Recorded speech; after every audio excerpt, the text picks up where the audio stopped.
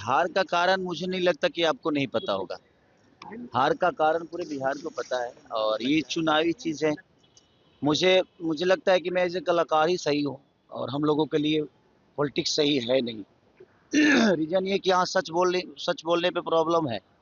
यहाँ जो सच बोलेगा वो कभी जीवन में मुझे नहीं लगता कि पॉलिटिक्स में वो बहुत आगे तक जाएगा। यहाँ सिर्फ़ झूठे वादे करना आपको अगर आता है तो आप पॉलिटिक्स में आओ। आपको दुनिया को सिर्फ़ बेवकूफ़ बनाना है तो आप आओ। हम लोगों ने सिर्फ़ ईमानदारी से अपने जीवन को लेकर चला है और हमेशा से हमने एक ज़िम्मेदार और ईमानदार दोनों चीज़ें हमारे अंदर थी, शायद तभी हम यहाँ तक पहुँचे। और हार का कारण देखिए, अब बिहार की जनता को बदलाव ही नहीं चाहिए, बिहार की जनता को बेहतर कुछ नहीं चाहिए। तो उसके लिए ज़िम्मेदार कोई नेता नहीं हो सकता, वो आरजेडी नहीं हो सकता। बल्कि मुझे लगता है कि वो ज़िम्मेदारी कहीं न कहीं पब्लिक को उठानी पड़ेगी कि अगर उसको बेहतर बिहार चाहिए, उनको बेहतर बिहार अगर दिख रहा है तो सही है, बेहतर बिहार मुझे लगता है कि मैं बेहतर हूँ और मैं बेहतर अपने जीवन में अपने बच्चों के लिए कर रहा हूँ। अगर बिहार के लोगों को भी अपने बच्चों के बेहतर के लिए करना है, तो उनको बेहतर विकल्प के साथ ही जाना पड़ेगा। अगर वो नहीं जाना चाहते हैं, उनको लगता है कि हमारे लिए यही सरकार बेहतर है, तो भाई उनका अपना चुनाव है, उनकी अपनी सोच है। उसके लिए ना हम दोषी हैं और ना कोई सरकार दोषी है। तो बिहार के लोगों को सोचना पड़ेगा जो उनके जीवन में उनके बच्चों के भविष्य के लिए कौन बेहतर सोच सकता है। ललितपुर जाओ मामले में लालू प्रसाद यादव के परिवार को आरोपित तय किया है। तेज प्रताप ने कहा है कि हम लड़ेंगे। बिल्कुल लड़ना चाहिए। मुझे लगता है ना कि जिस उम्र से वो गुजर रहे हैं, उस उम्र में ऐसी चीज़ें उनके साथ नहीं होनी चाहिए। और जहाँ तक बात है कि उन्होंने बिहार को क्या दिया है, तो आप जाकर गाँव में पूछिए कि लालू प्रसाद यादव जी ने बिहार को दिया क्या है?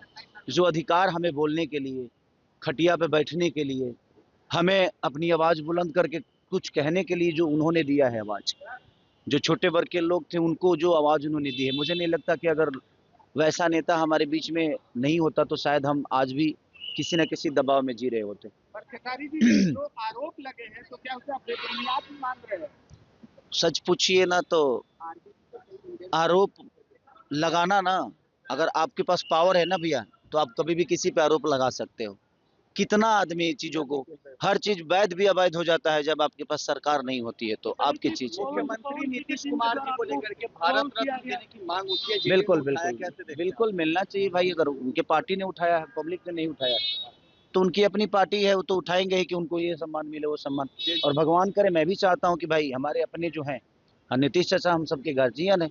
हमें गर्व की बात होगी कि अगर उनको भारत रत्न मिलता है तो, और अच्छी बात है। दिनेश लाल यादव निरहुआ ने कहा कि खेसारी लाल यादव बीजेपी के लायक है ही नहीं। उसकी मानसिकता को इसी पर सोच लीजिए कि वो कहता है कि कोई अपराधी है तो उसका भी तो परिवार है। नहीं, मैं किस देखिए है क्या ना कि वो लोग पूरी बात सुनते नहीं, व्हाट्सएप देख के और लोग डिसाइड करते हैं।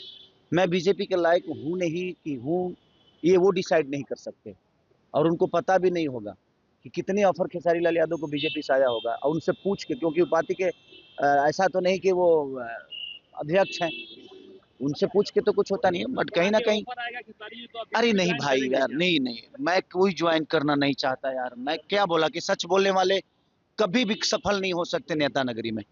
जो झूठ बोलता है, जिनको झूठे वादे करनी है, जो झूठे वादों के साथ जीवन को चलाना चाहते हैं, वो मुझे लगता है कि राजनीति के लिए सही। देखिए कल पता नहीं यार, मैं निरहुआ ने कहा था कि चुनाव हारने के बाद तो कहीं ना कहीं अरे भाई सच, अब तो क्या मैं छपरा में रहूं, मेरा काम छपरा में है। इन लोगों ने फिल्म सिटी बना रखी है क्या बिहार में? मेरा काम तो बम्बई में है ना भाई। तो मैं मुंबई जाऊंगा तभी तो दो रोटी कमा पाऊंगा। ये तो रोजगार दिए नहीं और खाली भाग जाएगा, तो कहाँ जाऊं? छपरा में दे दो यार, फिल्म सिटी दे दो, क्योंकि मैं संगीत के बिना रह नहीं सकता। मेरे सोच में छपरा को बेहतर बनाना है, तो छपरा में रह के बेहतर नहीं बना सकता मैं कहीं कमाऊंगा तभी छपरा के लोगों का मदद कर पाऊंगा, और कमाने के लिए इन्होंने मेरे को फिल्म सीरीज तो दिया नहीं, कोई चीजें तो दी नहीं यहाँ पे। तो मेरा सारा काम तो मुंबई में है, तो मैं वहीं जाके काम कर पाऊंगा, और मेरे बीवी बच्चे भी मुंबई में रहते हैं। तो भाई अब उनको भी, उनके बीवी बच्चों से उनको लेना देना तो है नहीं, बट मेरे बीवी बच्चों से तो मुझे लेना देना है ना भाई। मेरा फैमिली है और मैं फैमिली को बहुत प्यार करता हूँ, तो मुझे मुंबई तो जाना पड़ेगा, क्योंकि मेरे पास फैमिली है, और जिसके पास फैमिली है तो फैमिली के पास जाएगा ना वो। आप महिलाओं का हमेशा सम्मान करते रहे हैं, लेकिन पवन सिंह जो है भाई ये उनका जीने का तरीका है। अब देखिए वो महिलाओं का सम्मान करते हैं, आप बताओ करते हैं वो? नहीं करते ना। उसके बावजूद भी बीजेपी उनको सिक्योरिटी देकर बैठा है ना। तो ये उनका विषय है भाई, वो उनकी जिंदगी है, उनकी पार्टी है, उसमें मेरा कोई लेना देना नहीं है। वो भाई अपने हिसाब से जीते हैं, उनका अपना जीने का तरीका है। मैं अपने हिसाब से जीता हूँ, मुझे पता है जो कौन क्या है। तो उसके लिए धन्यवाद, thank you so Khesari ji 20 बीघा जमीन आपने दिया लेकिन इसका जवाब नहीं दिया गया है। मच। आपने 20 बीघा जमीन दान किया है लेकिन इसका जवाब कोई नहीं दे पाए बीजेपी के कोई नहीं दे पाएगा, क्योंकि किसी की कोई देना चाहता भी नहीं है।